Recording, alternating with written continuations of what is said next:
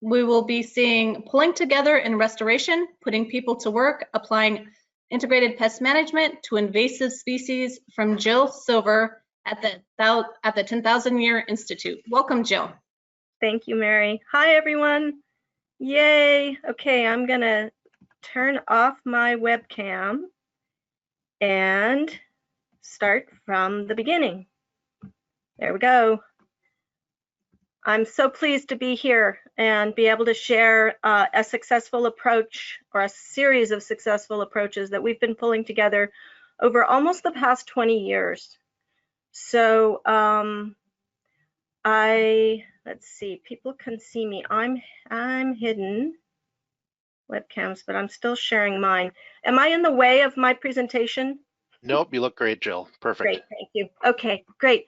So pulling together and restoration is a jobs program in restoration and resiliency on the coast.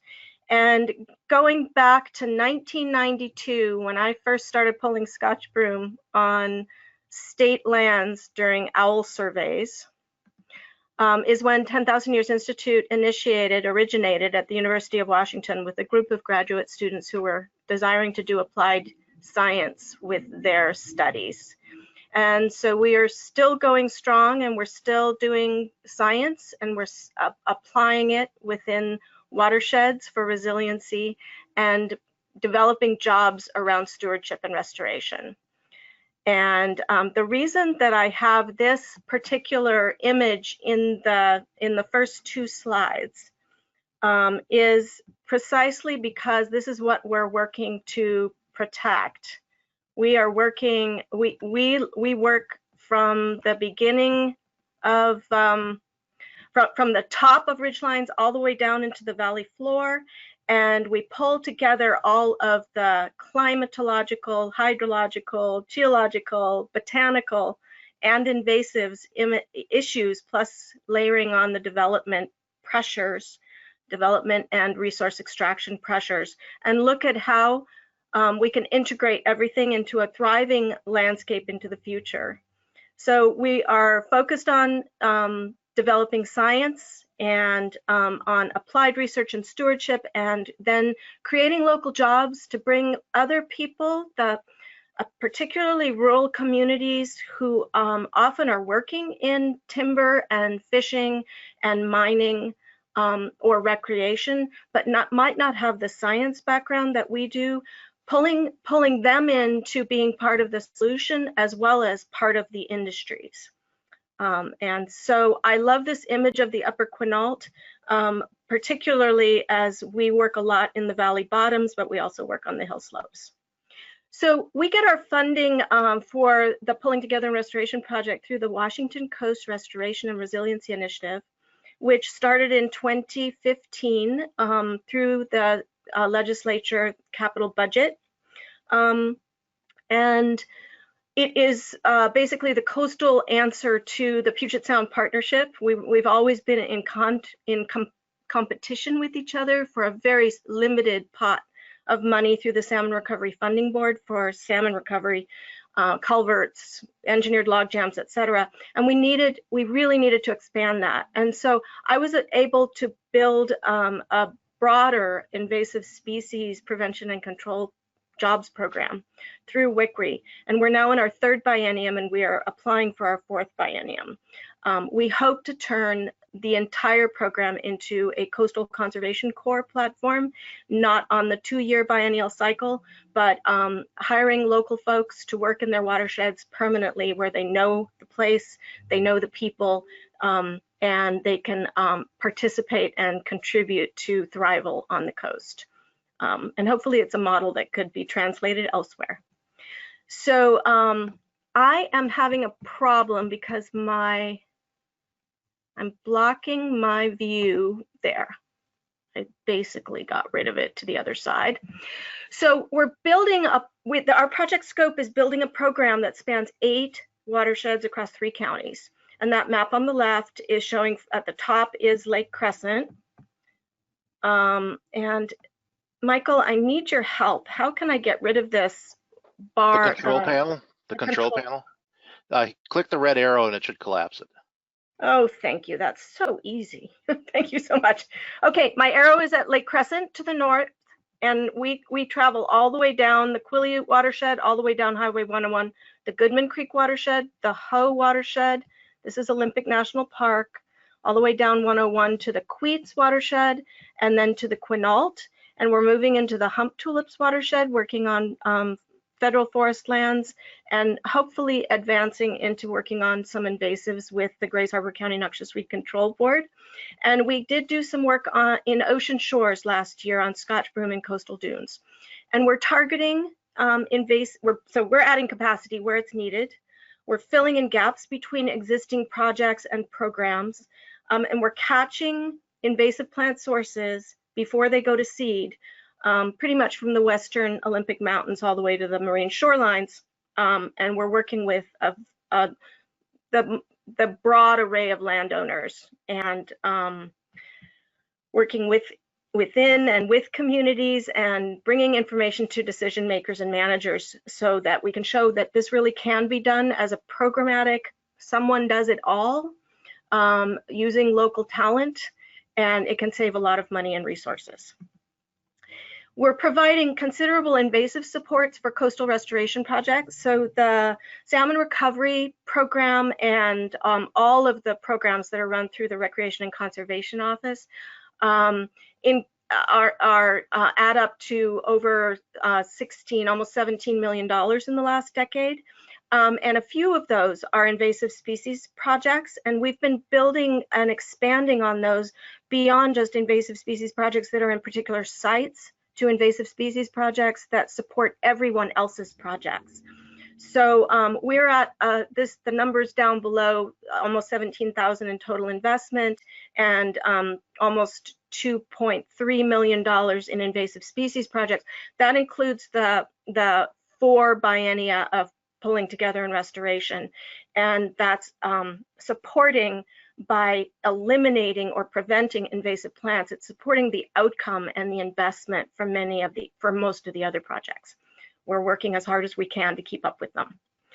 So again, we're targeting sources of invasive plants. We identify the interconnected pathways, the rivers, the roads, the wind, the boats, the boots, the equipment, the animals, and we're working to eliminate plants at the sources, to follow the vectors down and up the pathways, and to develop the partnerships and plans for each species over timeframes of seed banks, different patterns of growth and spread, and mostly to develop effective responses, rapid responses relevant to local disturbance regimes, where every watershed has a different one. Some watersheds have more mining, some watersheds have more harvest, some watersheds have more wind throw, some have more flooding. Even though we're on the Olympic Peninsula, there's climatic differences all the way around, and there's management differences between all the different land owners and managers. So we're working to identify what needs to be done where, and the boxes in there are just examples of projects that we're doing with different partners across the landscape. And just so you know, anything that you see here that you're interested in finding out more about, I'm available and happy to talk about it. So one of the things that we've had to work on a lot is encouraging people to see invasive plants, to see how they affect landscapes, to understand that healthy native plants literally are the foundation of our climate and economies, of all our industries, of our cultures, from the tribal cultures to the logging communities, to the fishing communities, to the recreational enthusiasts, and to the landscape managers, from the state to the feds to the counties, etc. And so they also provide our shelter and our sustenance. And it's a hard case to make for people who often see the landscape as sort of virtual green in terms of plants. So we do a lot of educating folks about it. We bring information about why it's important for coastal resiliency and coastal industries to do this pulling together and restoration project and program. And this is a slide that I presented to a number of different venues, and I'm just going to let you read through it. But I figure if I keep repeating this, it'll soak in, and it seems to be, because we're being recognized for contributing rather than taking money away from other important projects. So the piece that we talk about a lot too, besides having healthy native plants, is the amount of disturbance that we're experiencing across our landscape, and how that disturbance encourages invasive species and why it does. And so we've got melting glaciers and channel migration and gravel mining, timber harvest and roads, and all of those, as we all know, create the ideal conditions for growth and spread of invasives. And figuring out how to interact and support all of those industries in reducing the spread and therefore reducing the costs to them has been a big part of what we're trying to do. So we are focusing on additional and corollary research projects, and one is focused on glacial sediment flux and the disturbance it's causing in rivers, wiping out early successional species, as well as impacting properties. This is a historic homestead here. There's the Upper Hoh Road is running along here and is wiped out right here. This was Nature Conservancy old forest right here. And so there are a lot of ways that glacial retreat is resulting in a loss of forest resiliency, not just on the hill slopes, but also in the river channels.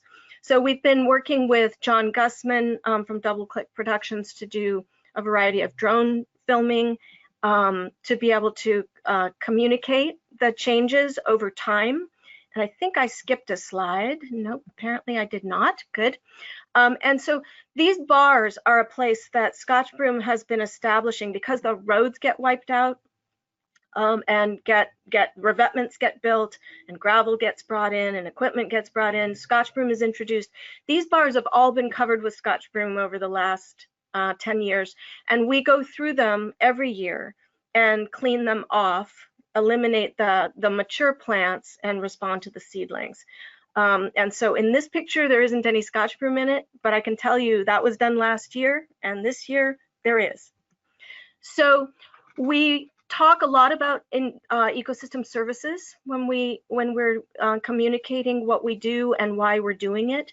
And the ecosystem services are the things that we don't pay for on the landscape, but are provided to us and we can't replace. They're very hard to replace, and protecting them is critical to a thriving climate and a thriving future for all of us.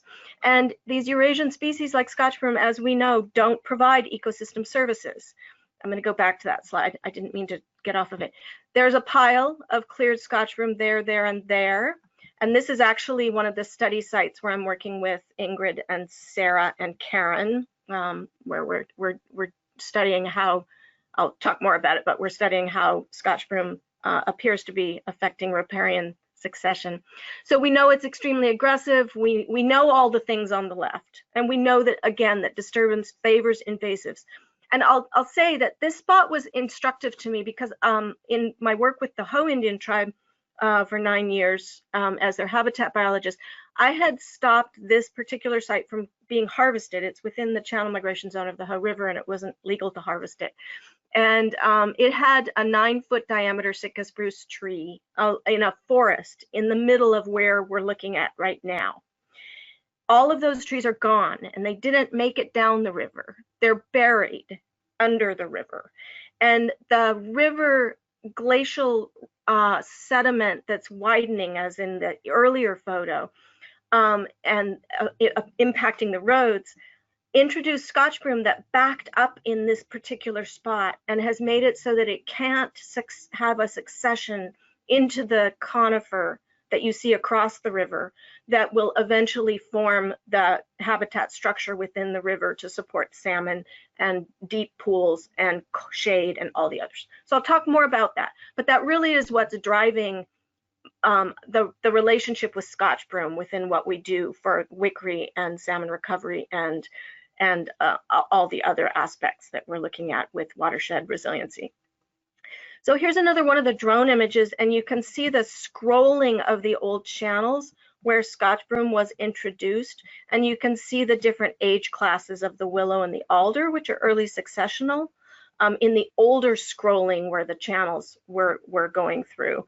And so again, Scotch broom apparently arrests, well, it's observed to arrest native riparian succession, and it is needing to get integrated into watershed management, along with all the other invasives, so that we understand the links between a changing climate and glacial retreat and bank erosion and road damage and repair that leads to invasive species being introduced into watersheds, and a loss of riparian forests and the loss of upland forests, and what all we lose. And when you think about the millions, the $17 million that has been invested in the last decade on the coast, I'm sorry, that was just Water Resource Inventory 20.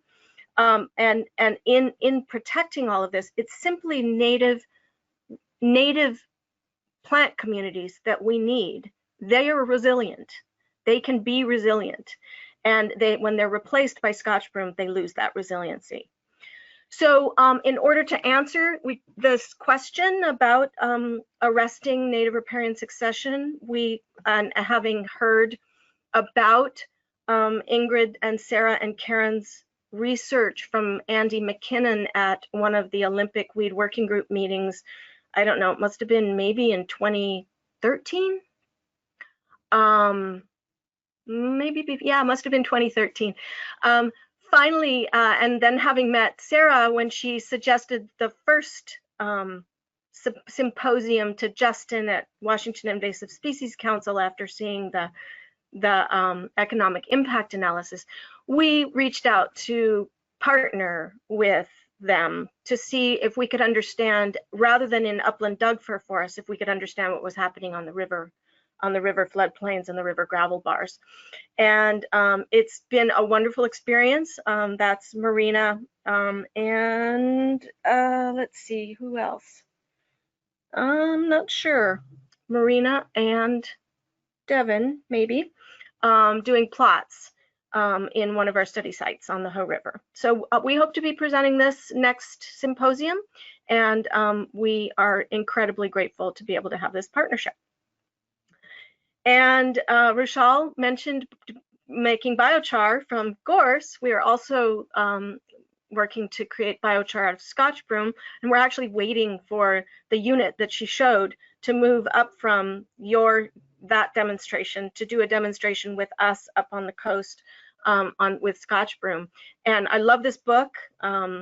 Ray was introducing books that he's been that have resonated for him lately. This is one that I've been passing out to a lot of folks to understand how well we could integrate biochar and black carbon into everything that we do.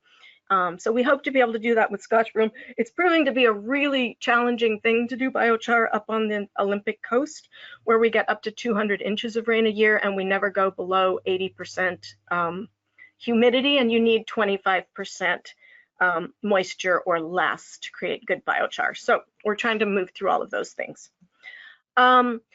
And another of the projects that we have come into contact with, I mentioned the roads. I mentioned the road erosion leading to Scotch broom being introduced to river channels, and it's also introduced into forest stands. It costs that comes from infested gravel mines, and we've seen a lot of those images over the last couple of days. And thanks to Kathy for a great presentation on that. It costs a lot over time, and at the top there, 101 ELJs in that aerial photo. That's another of the study sites, actually, with Ingrid and Sarah and Karen on Baker Bar. I'm going to show you some images of a restoration project that was done, a bank revetment project that was done right along here on Highway 101 by the Department of Transportation, and Ray, no reflection on you, that introduced Scotch broom from an infested gravel mine over in here. And that Scotch broom has traveled all the way down the river, and I'll show you some maps in a little bit. We've spent about $100,000 on Scotch broom on the river and this part of the river in the last 4 years. And I estimate that we have another 50 years of seeds to deal with. So we've stopped seed production since, but we are dealing with the seed bank. So we are focusing on mines and roads to forest units and river channels. So here's a mine that we're focusing on. Kathy Lucero actually showed some images of this particular mine. Here's another little mine and all of the Scotch broom that's moved into the unit around it, and Scotch broom going up a forest road. This is in the Clearwater, Snohomish, Queets watershed. And here again is the Hoh River with scrolling of Scotch broom from the river bank revetment projects that are up in this reach. And there's another $4 million worth of bank revetment projects being proposed right now from the widening of the river. And we are working really hard to keep those revetment projects from reintroducing Scotch broom since we've been working on all of this. None of this is existing anymore, but there's a lot of young plants that have come up. So I mentioned that site on the Hoh River at US 101, and here's an image of it from the air when the river had been rerouted from here along riprap over to here, and a whole lot of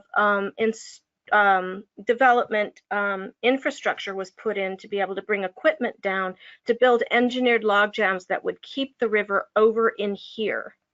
And this is where all that Scotch broom was introduced, in here and in here, because all of this was filled in again with gravel from that infested mine, not knowing, not intentionally, completely inadvertently. And so it's just an issue that we need to fix. We need a solution for this. And as part of PTIR this year, I'll be working with Kathy Lucero to review 20 different mines on different ownerships and learn a lot about their complexities. And we'll be working to develop plans, and we will provide the crews to clean them repeatedly, and we will be able to certify them. And because the federal park and the federal forest require weed-free gravel, and because we would appreciate, hopefully at some point the state will as well, we'll be providing some more sources of that. So this was when the road washed out. This was when the engineered log jams were being installed. And looking across several years later, you can see the same log jam site with Scotch broom around it. So we're working to end the cycle of that. And the map on the left is showing some of the mines that might be places that will be working along the coast. And we are looking forward to reducing costs just along the coast in for this cycle that keeps establishing. We gather a lot of data to communicate our effort and results, and we share our data from national databases to federal partners, federal, state, local, county, tribal, and nonprofit partners. Anyone who wants our data gets it. And we have many points, and we create dashboards and take pretty detailed data for every point. It's been instructive to be able to create these real-time dashboards and share per year or per quarter. It helps with reporting on our grants as well. And this was for rivers and streams and road miles. I think this was for 2018. Just one way of slicing and dicing the data. We can drill into each point and pull up the data. On the left, you see individual points. We do polygons and points. The footprints were from somebody, the little people walking. One of our crew left their collector app on and had location services. It's a nice trick if we want to know a route that someone took. But we're able to figure out survey dates and species and what was done and how much was done and what it was done with, how, etc. So just different examples of the results and efficacy reports that we're able to do. We can show over time the changes in our the spread of plants or the reduction of them. So folks are in the, oops, didn't mean to do that. Folks are in the field with phones or tablets. They're working with Survey 123 with data forms that we make, and uploading that every day and ending up with photos and site-specific dashboards, and the data can tell a story that everyone else can grow with. It's been a really, we're happy to share all of that. We teach a lot of people how to do it and provide some really basic web apps that we can help you with if you're interested. So for the Scotch Broom treatment on the West Olympic Peninsula that we've been doing over the past couple of years, this is a depiction. The yellow is Scotch Broom. We work on 26 different species. The primary species that we're working on are knotweed, Scotch Broom, reed canary grass, herb robert, Canada thistle. But we work on a lot more. And I've learned over time, don't walk by anything because it's going to end up biting me eventually anyway, so may as well just address it then. So this is the entire overview. It doesn't go all the way down to Grays Harbor, but this is the Quinault, this is the Quinault, this is the Queets, this is the Hoe, Goodman Creek, and the Quileute watershed. And so upper in the upper, the middle Hoe, which is above the Oxbow, a lot of the dense stuff that I've been showing is from here. Here's the road issue. Here's another road issue, and you can see where the roads are eroding. You've got lots of Scotch Broom downstream of the eroding roads. Hey, Jill. There's the This pit. is Mary. This is your 2-minute mark. Thank you. So here's the lower Hoe, and here's the Hoe River mouth. And crew is here today doing cut-stump treatment, redoing cut-stump treatment. So we've really been able to use the economic impact analysis to build the rationale for this project, and are incredibly grateful to everyone who pulled that forward.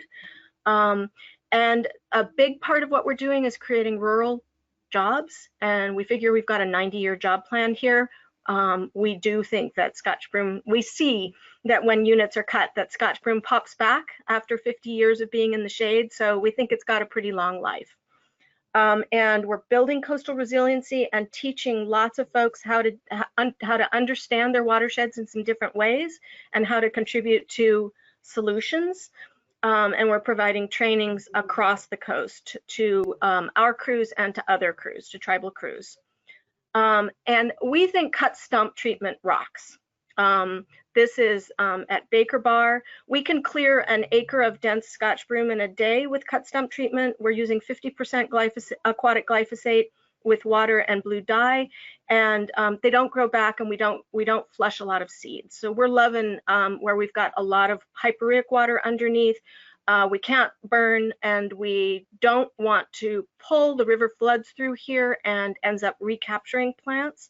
So cut-stump has been working great, and it's got a good response except for the soil impacts in these really dense patches. Oh, by the way, this was where the river gravel was introduced. So this is an example just of our cut-stump treatment. We're using lab wash bottles, and we are reducing herbicide application and promoting crew safety with it. And I'll just close by saying that we're working with a lot of partners, a lot of collaborators, and all of those partnerships are adapting, growing, and interacting. We get as much back as we give, and we're looking to grow it further, as I started out in the beginning. And I love that we were all together in this symposium, that we made connections even though we weren't in the same room. We'll all have the ability to interact on what we've seen from each other and be able to move further into how about making a Scotch Broom program for the state or for the region, in which we're not competing for small amounts of funding and not relying on on you know, just being able to do small projects, but we can really approach this pandemic, this issue, with the energy and the integration that's required. So thank you all very much, and I look forward to hearing from you. And there's my contact information. Thanks. Thank you so much, Jill. You are such an inspiration to all of us, and the program that you've helped facilitate has just been amazing. And I really hope this instills in people that it really can be done, you know, and sometimes it feels so overwhelming when there's so much Scotch broom out there, but the effect that you've had on it has been amazing. We really appreciate it.